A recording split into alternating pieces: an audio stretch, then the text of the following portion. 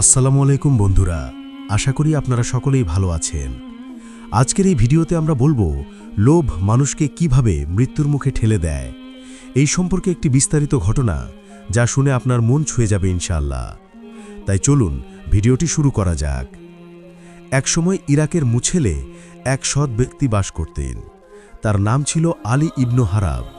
তিনি বলেন, আমি নিত্য প্রয়োজনীয় কিছু জিনিস ক্রয় করার জন্য মুছেল থেকে সুররামান রায়া নামক স্থানে যাচ্ছিলাম। সে সময় দাজলা নদীতে কিছু নৌকা ছিল, যেগুলো ভাড়ায় লোকজন ও মালামাল পারাপার করত। আমি একটি নৌকায় আরোহণ করলাম। নৌকা আমাদেরকে নিয়ে সুররামান রায়ার দিকে চলতে শুরু করল। নৌকায় মালামাল ব্যতীত আমরা ৫ জন যাত্রী ছিলাম। আবহাওয়া ছিল চমৎকার, আকাশ খুব পরিষ্কার পরিচ্ছন্ন ছিল, দাজলা নদীও ছিল শান্ত। নৌকা তরতর করে বয়ে চলছিল। যাত্রীদের অধিকাংশই তন্দ্রাচ্ছন্ন ছিল। আমি দাজলা নদীর উভয় তীরের সৌন্দর্য অবলোকন করছিলাম। হঠাৎ পানি থেকে একটি বড় মাছ লাফিয়ে নৌকায় এসে পড়ল। আমি ছুটে গিয়ে মাছটি ধরে ফেললাম। বিশালকার মাছের লেজের ঝাপটানিতে লোকদের তন্দ্রা দূর হয়ে গেল। মাছ দেখতে পেয়ে তাদের একজন বলল, এই মাছ আল্লাহ তাআলা আমাদের জন্য পাঠিয়েছেন, তাই আমরা সামনে কোনো তীরে নেমে মাছটি ভুনা করে খাব।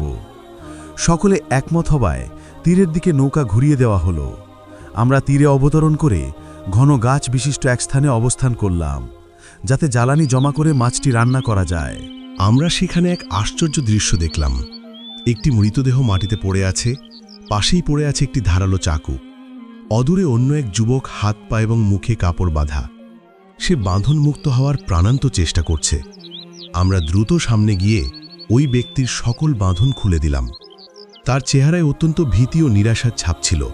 বাঁধন মুক্ত হয়ে সে বলল, দয়া করে আমাকে একটু পানি দাও। আমরা তাকে পানি দিলাম। এরপর আমাদেরকে সে পূর্ণ ঘটনা শোনাল। সে বলল, আমি ও এই মৃত ব্যক্তি একই কাফেলায় ছিলাম। আমরা মুসেল থেকে ব্যবসার উদ্দেশ্যে বাগদাদ যাচ্ছিলাম। এ নিহত ব্যক্তি ভাবল যে আমার নিকট অনেক অর্থ আছে, তাই সে আমার সাথে আন্তরিকতা গড়ে তোলে এবং আমার ঘনিষ্ঠজনে পরিণত হয়। আমারও তার উপর যথেষ্ট ভরসা ছিল। কাফেলা বাগদাদ যাওয়ার পথে বিশ্রাম নেওয়ার জন্য এই তীরে তাঁবু ফেলল। রাতের শেষ ভাগে কাফেলা রওনা হয়ে গেল, কিন্তু আমি ঘুমিয়ে থাকায় কাফেলা রওনা হওয়ার কথা জানতে পারিনি। আমার ঘুমের মধ্যে নিহত ব্যক্তি আমাকে রশি দিয়ে বেঁধে ফেলে মুখ ও কাপড় দিয়ে বেঁধে দেয়, যাতে আমি চিৎকার করতে না পারি। এরপর সে আমাকে হত্যা করার জন্য মাটিতে ফেলে দিয়ে আমার বুকের ওপর বসে হত্যা করতে উদ্যত হয়। তখন আমি বললাম, ওহে ভাই আমার, তুমি আমার সকল সম্পদ নিয়ে নাও, তবু আমাকে প্রাণে মেরো না। সে এতে রাজি হল না, বরং তার বেল্টের সাথে বেঁধে রাখা ধারালো চাকু বের করার চেষ্টা করল, কিন্তু সে সহজে চাকুটি বের করতে পারল না। ফলে সে সর্বশক্তি প্রয়োগ করে চাকু বের করতে গেল। এতে চাকু তার নিজ গলায় বিদ্ধ হয়ে রক কেটে গেল। তার প্রচুর রক্তক্ষরণ হলে সে মাটিতে লুটিয়ে পড়ল। এই পাপিষ্ঠ আমার চোখের সামনে তার পাপের শাস্তি পেয়ে গেল। আমিও আমার মৃত্যুর ব্যাপারে নিশ্চিত হয়ে গিয়েছিলাম, কেননা আমরা যেখানে আছি কম লোকই এই পথ দিয়ে যায়। ফলে বাঁধন মুক্ত হওয়ার ব্যাপারে আমি হতাশ হয়ে পড়লাম।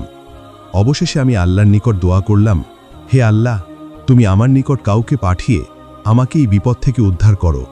আমি সর্বদাই দোয়াই করছিলাম। এই কারণেই হয়তো আল্লাহ তোমাদেরকে পাঠিয়ে আমাকে রক্ষা করেছেন। বলতো তোমরা কি কারণে এই জনবানবহীন স্থানে আসতে বাধ্য হয়েছ? কাফেলার লোকেরা বলল, একটা মাছ আমাদেরকে তোমার নিকট আসতে বাধ্য করেছে, যেটা পানি থেকে আমাদের নৌকায় লাফিয়ে উঠেছিল। আমরা এই মাছ ভুনা করে খাবার জন্য এখানে এসেছি। কাফেলার লোকদের কথা শুনে ওই ব্যক্তি আশ্চর্য হয়ে বলতে লাগল, নিঃসন্দেহে আল্লাহ তাআলা ওই মাছটিকে তোমাদের নৌকায় পাঠিয়েছিলেন আমাকে এই বিপদ থেকে উদ্ধার করার জন্য। এরই মধ্যে মাছটি নৌকা হতে লাফ দিয়ে পানিতে পড়ে অদৃশ্য হয়ে গেল। সবার ধারণা হলো যে আল্লাহ মাছকে ওই ব্যক্তির জীবন রক্ষার জন্যই পাঠিয়েছিলেন। প্রিয় বন্ধুরা, আজকের এই ভিডিও থেকে শিক্ষণীয় বিষয় হল, এভাবে যখন আল্লাহ তাআলা কিছু করতে চান, তখন তার জন্য কারণ সৃষ্টি করে দেন। নবী করিম সাল্লাল্লাহু আলাইহি ওয়াসাল্লাম বলেন, মজলুমের বদদোয়া থেকে দূরে থাকো, কেননা মজলুমের দোয়া এবং আল্লাহর মাঝে কোনো আড়াল থাকে না।